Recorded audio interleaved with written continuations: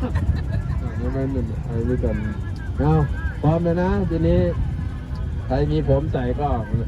เดี๋ยวอธิษฐานก่อนแล้วก็ค่อยลอยนะครับแล้วก็ก่อนจะลอยก็เซลฟี่ก่อนอิติสุขโตอะระหังพุทโธนะโมพุทธายะปัทวีคงคาพระกุมะเทวาข้ามามิหังข้าพเจ้าขอบูชาพระบรมสารีริกธาตุข้าพเจ้า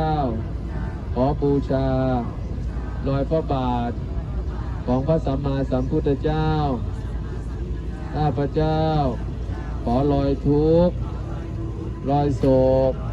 ลอยโลกลอยภัยความเสนียดจันไรจงให้หายไปตามแม่น้ำคงคาสายนี้ขอให้ชีวิตของข้าพเจ้ามีแต่ความสุขความเจริญในทุกสถานในการทุกเมื่อเทิน